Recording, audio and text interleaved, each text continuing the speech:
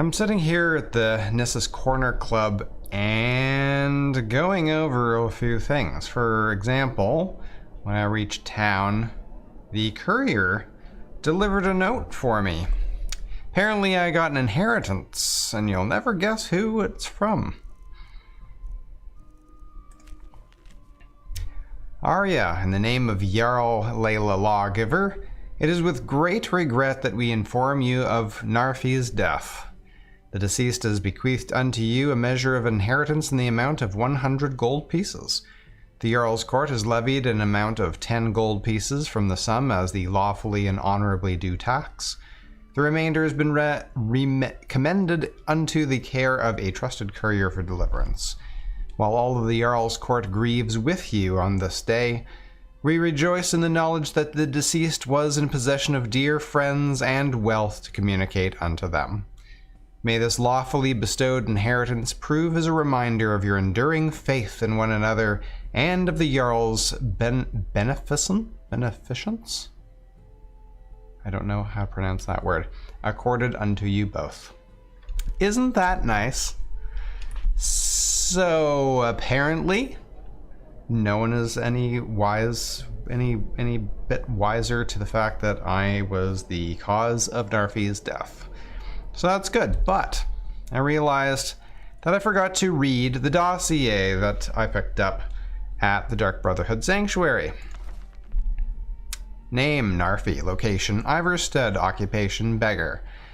Target notes. Narfi has apparently led something of a tragic life thus far.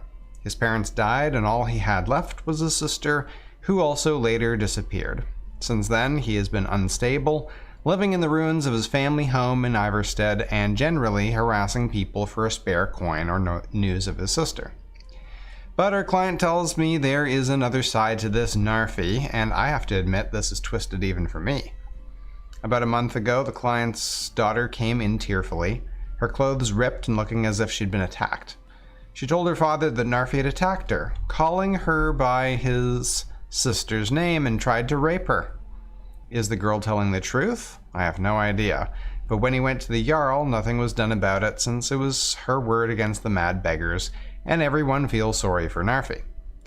The father, however, is convinced that his daughter is telling the truth, as she refuses to even go outside without an escort and is obviously traumatized.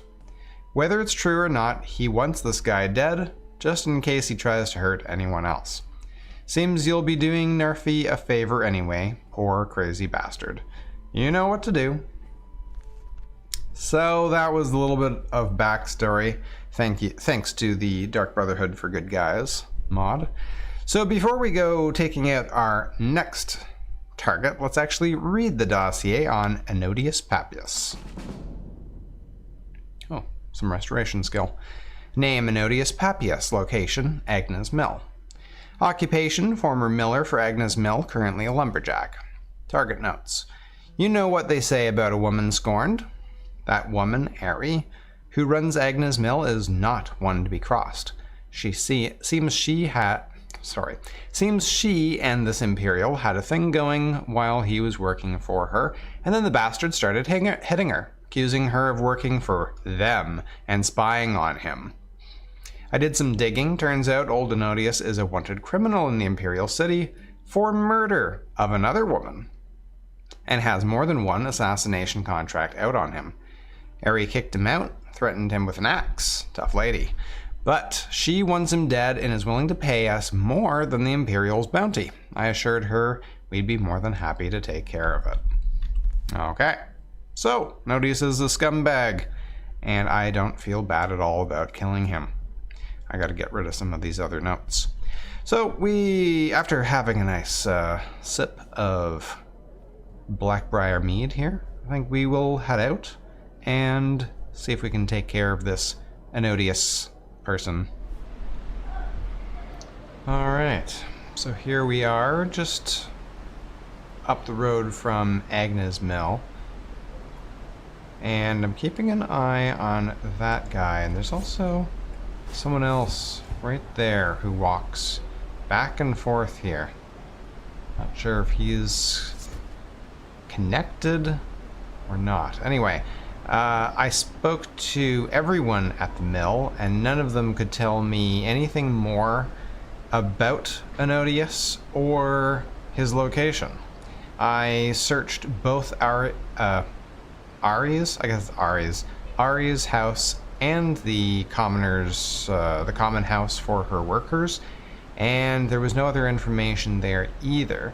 However, the residents of this home were able to tell me that this is indeed Ennodius that is camping out here. It's funny that no one at the mill knew that he was just up the road.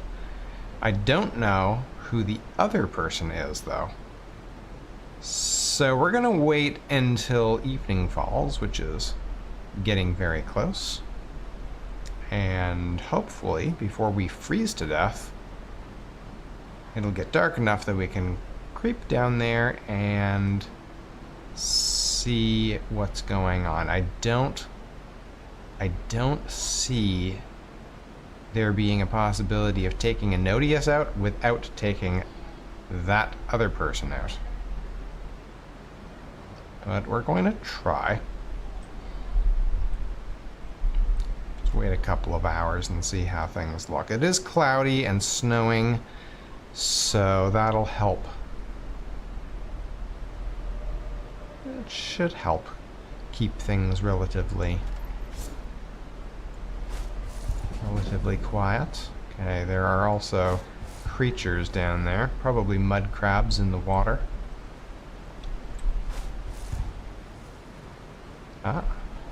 Oh. I was hoping that the person there that was going with the torch was this person, but it's not.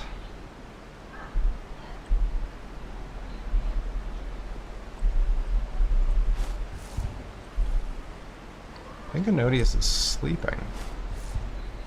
Oh, there's another person. What is going on? Is he hanging out with bandits? Oof.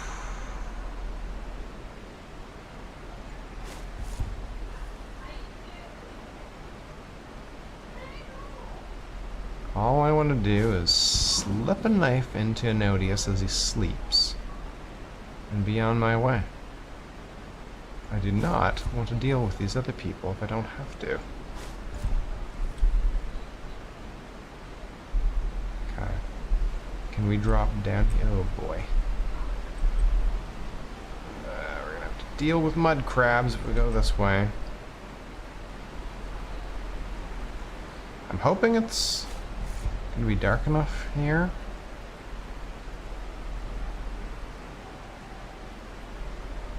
Oh, there's a skeleton in the water right there. These have got to be bandits that he's working with.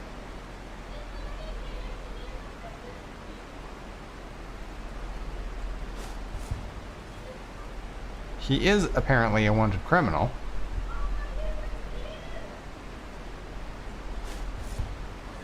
Okay, we're down to just one. One plus Ennodius. Don't know where the other one got off to. Really don't want to deal with those mud crabs if I don't have to. Temple of Talos.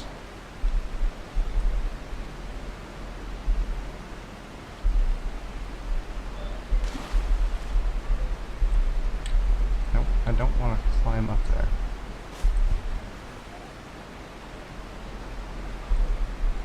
I do not want to climb up there. I want to go under if possible. Well, he probably won't notice me right here. If I say that.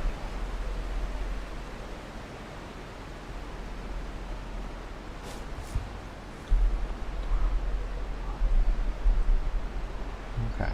You move on.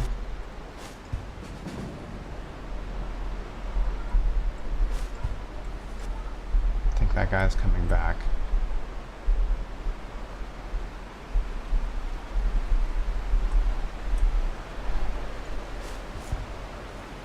Yep. This is him.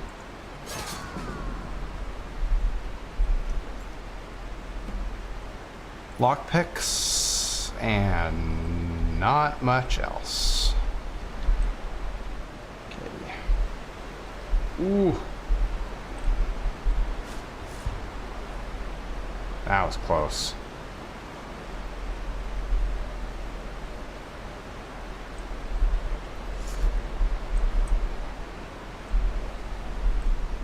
Okay.